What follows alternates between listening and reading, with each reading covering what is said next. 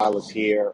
In response to a recent question inside the community regarding where do we get content for our email and text campaigns. So a lot of the email content I get via the internet, right? Like if I come across a post or I come across sorry, I have notifications popping up, but if I come across a post or an article that interests me and I think that it could provide some value to my consumers, I will definitely put it into an email type format, get my own photos, put my little spin on it, make it, a little more related to what we're trying to do as far as getting them to sign up, or if they're already a client, giving them the information that they need to do their part, right? Because it's not just about sending disputes and stuff. You have to manage your customers' expectations, but as well as their habits, right? Like, because as soon as their credit starts going up, what do they want to do? They want to go and start applying for credit. And as you know, sometimes that works against you guys. Sorry if it's a little glare, but I'm in my car, right? Working from my laptop, right? And here we are. But as far as text messages, think of motivation. So like, if I was trying to get someone to sign up for my services, I would send out stuff like, today is a great day to start working on your credit. Skip a space, get started today, little finger pointing at my URL, and that's it. Or, are you interested in buying a home? ? Let's improve your credit with a link to my website. Or, that the very first text message that goes out in my automation or my drip campaign is, you were so close, right? Someone came to my checkout, they filled out a little information, but they never converted, right? They never put their credit card on file so they can start the service. So I sent them a text message immediately. Hey, Mrs. So-and-so, you were so close to better credit. Enrollment takes 2 minutes, right? So little things like that. You got to start mapping out. If you want to do a 30-day drip campaign, I would recommend that day one, obviously, you hit them with an email and a text message so you're relevant. They know where it came from because they were just on your website.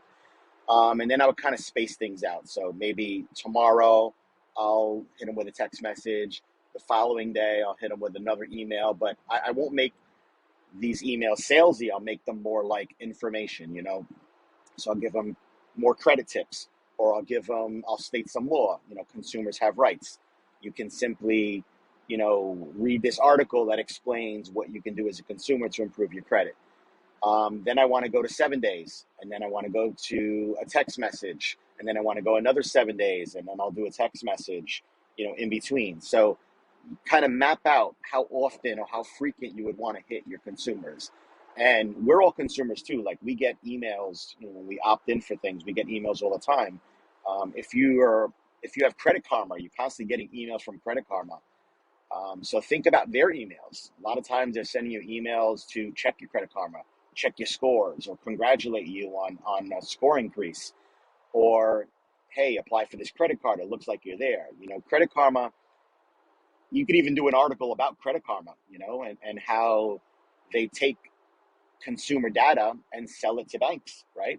I mean, what's their number one source of income? Referrals for credit cards, for loans, etc. People think Credit Karma is a good thing because it gives you this info. But I mean, I get it all the time. They're bombarding my email with, hey, get better insurance. Your credit can get you lower insurance costs. Your credit can qualify you for a mortgage. Your credit can qualify you for a car. So they've become a huge referral source. So think along those lines to educate your consumer throughout the process. So I hope this helps you get a little idea of what you should be doing to gather that information, but also creating yourself a roadmap to properly place that information where you're not annoying the consumer, where you're more so educating them. And it's the old boxing metaphor, right? So boxers, jab, jab, jab. Jab is kind of like a feeling. It's just keep in touch. And then all of a sudden, boom, a cross or a hook, and that's a knockout, right? That's when they sign up. So little boxing metaphor for those of you like boxing. For those of you who don't, there's so many other ways you could apply what I just said, but you get the idea. So hope this helps you. Get out there and become a credit hero. You guys be great.